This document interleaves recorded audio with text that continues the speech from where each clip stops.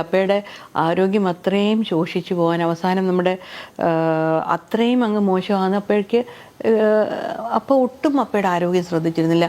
എനിക്ക് ഇന്നും അപ്പ പറഞ്ഞ 100% അല്ലെങ്കിൽ 150% ഫോളോ ചെയ്യുന്നവരെ അപ്പ എന്നോട് പറഞ്ഞിട്ടുള്ളത്, മോളെ ആരെയും കൊണ്ട് അഹങ്കാരിയാണെന്ന് പറയിപ്പിക്കരുത്. അപ്പയുടെ ചിന്ത എന്ന് പറയുന്നത്, നമ്മളൊരു തെറ്റ് ചെയ്തിട്ടില്ലാത്തിടത്തോളം കാലം നമുക്ക് ആരെയും ഭയപ്പെടേണ്ട കാര്യമില്ല. അത് പറഞ്ഞു തന്നിട്ടുണ്ട്.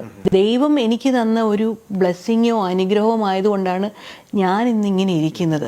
ഏതെങ്കിലും രാഷ്ട്രീയക്കാരനോ ലോകത്തിലെ ഏതെങ്കിലും ഒരാൾ അപ്പയ്ക്ക് ഇങ്ങനൊരു യാത്രയയപ്പ് പോട്ടെ, യാത്രയയപ്പിന് ശേഷം 2 വർഷം കഴിഞ്ഞും ഇങ്ങനെ ആയിരിക്കുമെന്ന് ചിന്തിച്ചിട്ടുണ്ട്. എനിക്ക് തോന്നുന്നില്ല അങ്ങനെ ആയിരിക്കുമെന്ന് ആരെങ്കിലും ചിന്തിച്ചിട്ടുണ്ടെന്ന്.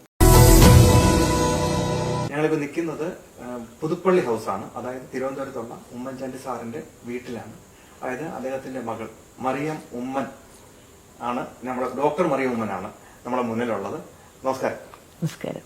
ഞാൻ ആദ്യം ചോദിക്കുന്നത്, ഈ ഡോക്ടർ എന്തിനാ ഡോക്ടറേറ്റ് ഉള്ളത്?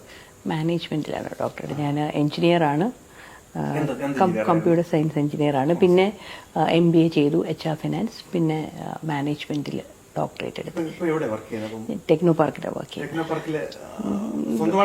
അല്ലല്ല, ഞാൻ വർക്ക് ചെയ്യാം. സാധാരണ ഈ മുഖ്യമന്ത്രിമാരുടെ മക്കളൊക്കെ ഡോക്ടറേറ്റ് ഒക്കെ എടുത്തു കഴിഞ്ഞാല് സാധാരണ വൈസ് പ്രസിഡന്റ് ആയിട്ടൊക്കെ വല്ല നമ്മുടെ മുതലാളിമാരുടെ കമ്പനിയിലൊക്കെ കാണും, അല്ലെങ്കിൽ ഇവിടുത്തെ കെയർ ബോർഡ് അതുപോലെ ഇതിന്റെ ഒക്കെ ചെയർമാനായിട്ട് കാണും. നിങ്ങളെ ആരും ആ വർക്ക് കണ്ടില്ല. അപ്പയ്ക്ക് അത് ഞാനിപ്പോൾ സ്വന്തമായി ഒരു ബിസിനസ് തുടങ്ങിയിരുന്നെങ്കിൽ അപ്പം അത് എതിർക്കുമായിരുന്നു എന്ന് തോന്നുന്നില്ല. പക്ഷേ പഠിച്ചു കഴിഞ്ഞപ്പോൾ തൊട്ട് ജോലി ചെയ്യുകയായിരുന്നു. അപ്പോൾ അതങ്ങനെ തുടർന്ന് വന്നു. അത് മുഖ്യമന്ത്രി ആയപ്പോഴും പ്രതിപക്ഷ നേതാവായപ്പോൾ അതിനൊരു മാറ്റം വന്നില്ല. നമ്മൾ ആ ഒരു ഞങ്ങൾ ചെറുപ്പത്തിലെ തന്നെ അമ്മ ബാങ്ക് ഉദ്യോഗസ്ഥയായിരുന്നു. അപ്പോൾ അമ്മ ജോലി ചെയ്യുന്നത് കണ്ടാണ് വളർന്നത്. അപ്പം ജോലി ചെയ്യുന്ന ഒരു ഫാമിലിയിൽ എല്ലാവരും, അമ്മയുടെ ഫാമിലി കംപ്ലീറ്റ് എല്ലാവരും എംപ്ലോയിഡ് ആളുകളാണ്.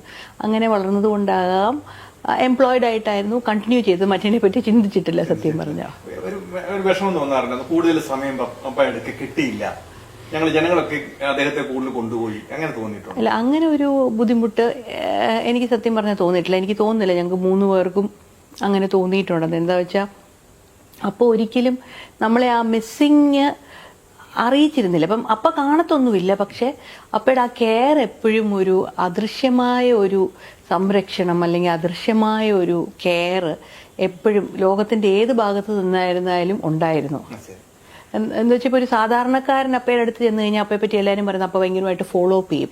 ഒരാളൊരു കാര്യം പറഞ്ഞു കഴിഞ്ഞാൽ അപ്പ തിരിച്ചു വിളിച്ച് ആ കാര്യങ്ങൾ അന്വേഷിക്കും എന്നുള്ളൊരു നേച്ചർ. അപ്പൊ പിന്നെ സ്വന്തം മക്കളോട് അപ്പ അത് ചെയ്യാതിരിക്കും. അപ്പൊ നമ്മുടെ കൂടെ ഇല്ലെങ്കിലും ഒരിക്കലും ആ ഒരു കുറവ് ഞങ്ങൾക്ക് വരുത്തിയിട്ടില്ല.